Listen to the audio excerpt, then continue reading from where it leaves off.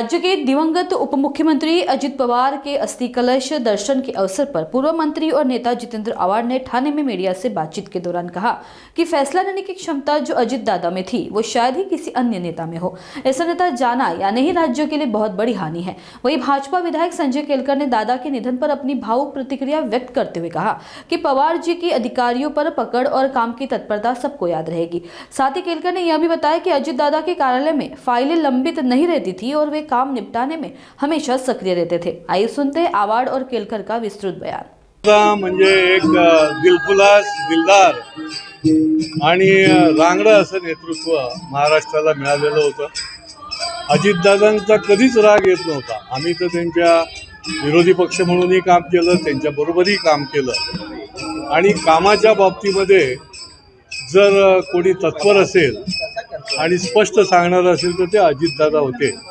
अजितदादांनी अनेक प्रकारची कामं जी आहेत ती सर्व पक्षीय मंडळी कोणीही गेला आमदार तर त्यांनी केलेली आहेत।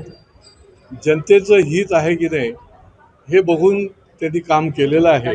अशा अनेक उदाहरणं आहेत की ज्याच्या माध्यमातून अजितदादांकडे पत्र दिल्यानंतर त्यांनी ताबडतोब ते योग्य त्या दिशेने निकाली लावलेला आहे आणि त्याच्यामुळे उत्तम असा प्रशासक आणि शिस्तप्रिय विधिमंडळामध्ये देखील विधिमंडळाची जी आचारसंहिता आहे ती जर कोणी पाळली नाही तर अजितदादा स्वतः उठून त्या संबंधित नवीन आमदाराला जुन्या आमदाराला सांगत असत की हे अशा प्रकारचं ही इथली प्रथा परंपरा नाही, अशा पद्धतीनेच वागायला पाहिजे आणि त्याच्यामुळे फार मोठी पोकळी जी आहे ती या महाराष्ट्रामध्ये निर्माण झालेली आहे। महाराष्ट्र खरोखर हळहळला आहे आणि सर्व पक्षाच्या लोकांशी त्यांचा अतिशय ज्याला म्हणता येईल अजात शत्रू स्पष्ट वक्तेपणाने जरी ते बोलले तरी कटुता नव्हती।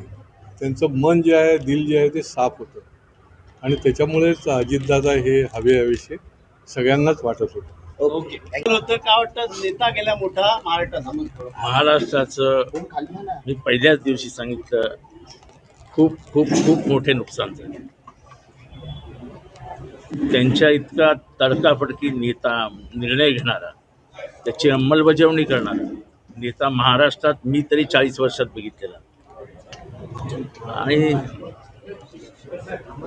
त्यांची दृष्टी ही अनपॅरलल होती। म्हणजे ती तुलनाच करते, निर्णय घेण्याची क्षमता तुलनाच करते। त्यामुळे प्रशासनावरती एवढी जबरदस्त पकड असलेला, सर्व समाजावरती तेवढाच हक्क दाखवणारा, सगळ्यांची कामं करून देणारा, चालता चालता लोकांना मदत करणारा असा नेता होणे। कार्यालयात आले, नजीब मुलाशी भेटले, परांजपेशी भेटले, जुने संबंध पुन्हा आठवण्यात काय वाटतं येणाऱ्या काळात दोन्ही राष्ट्रवादी विलीन संदर्भात एकत्र येणार आहे अशी चर्चा देखील सुरू आहे। तो निर्णय वरच्या पातळीवरचा आहे, तो काय माझ्या आणि नजीब आणि परांजपेंच्या पातळीवरचा नाही आहे। त्यामुळे तो निर्णय वरती ठरणार आहे, त्याच्याबाबत इथे चर्चा करणं मला वाटतं संयुक्तिक नाही।